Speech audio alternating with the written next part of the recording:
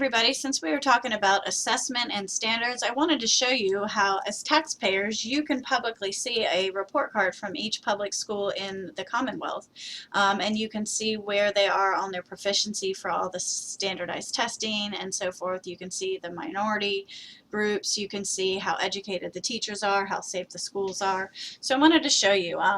You will have the link. It's on Blackboard, but you just would go to the Virginia Department of Education and look up their report card. And so I can go right here and go down to Portsmouth County, or Portsmouth City, I'm sorry, and look up schools out here. And let's see, I've already opened one. Let me see, what is that I opened? But you just pick a school, and we're going to go, I think, Brighton Elementary, and then you'd view as PDF right here. And I've already got it open. So here, we can look at a whole report card on this school. You're going to notice here that it says it's a Title I school, and I want to show you what Title I means. Title I, according to the U.S. Department of Education, is an act, it's a law, to improve the academic achievement of disadvantaged children.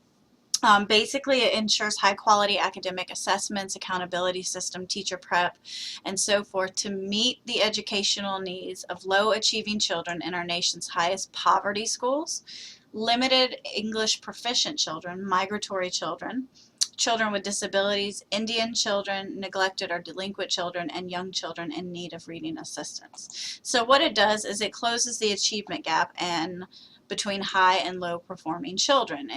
There's a lot of things it does, but that's the general point. And schools that are identified as Title I with having lower advantaged children, poverty-stricken areas, which Portsmouth is, Title I is a grant that gives them more money to help close the achievement gap. So many schools in Portsmouth are Title I. Douglas Park is one of them. So you'll notice it says Title I, and they are accredited, but with warning.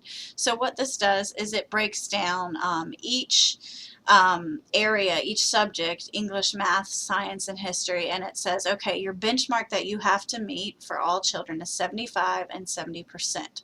And it shows you that generally speaking across the board, the English was not met, whereas neither was the mathematics.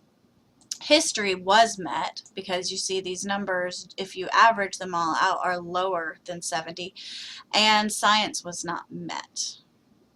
Okay, this is the Proficiency Gap dashboard, and you're not expected to know all this, but I do want to show you.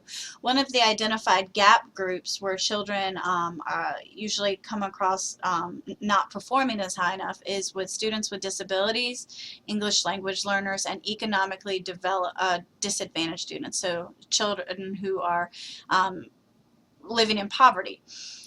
So you notice here they did not meet the reading target, and they did not meet the mathematics target. The second gap group is black students, where it says within a 3-year process, maybe not this year, they're 49 where they should be at 57. Within 3-year average they did, and in math they did not. And the third gap group, and now these are not just saying these are bad groups, these are just the identified students who are not performing to the right or to the standards. And then the third group is Hispanic students. You see, they don't have enough at this school.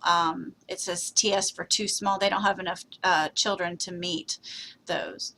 I'm not going to go through the whole thing with you, but it gives you a lot of information on different things that are tested, how many children are in each school, percentage of students that are passing by male, female, different races, and so forth. We also have the gap groups. We can go on and you can look at other indicators like writing and history, which are not tested in elementary age. You can look at further things that are not assessed, like attendance. You can look at things such as subgroups when it has the different ages, and I'm sorry, not ages, but different subgroups. It's just a lot of information. And then I want to show you one last thing. Let me get down there. I really just want you guys to explore these so you are empowered to be able to show people these. Let's see. You can also look at comparisons of teachers. So you can see, for instance, how many teachers each year have bachelor's degrees and master's degrees. You can see safety. I mean, here we have, luckily, not much in the last few years, but we had offenses against students done in 2011, 2012. There's other offenses against people that happen every school year. There's a lot of disorderly and disruptive behavior offenses that happen there. So this is just an all-in-all comprehensive look. Now I want to show you a different type of school that's not Title I. Also in Portsmouth, there's Churchland Elementary. So here you notice it does not say Title I. It's not a Title I priority or focus, and it is fully accredited. Children have met the accreditation benchmark, so you see all their numbers are higher than what they are supposed to be benchmarked as.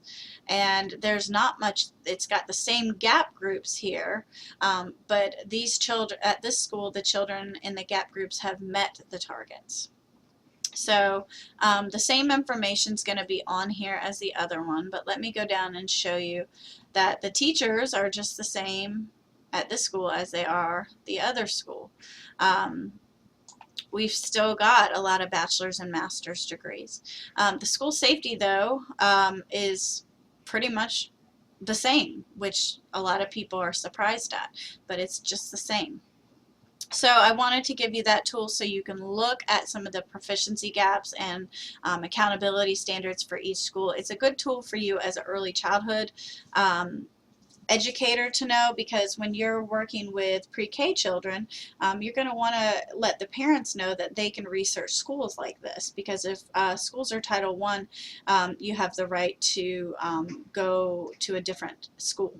So it's important to, not to say Title I schools are not good, but it's just important to let the parents know what is out there school-wise. So I hope that helps you understand how to apply the standards and assessments.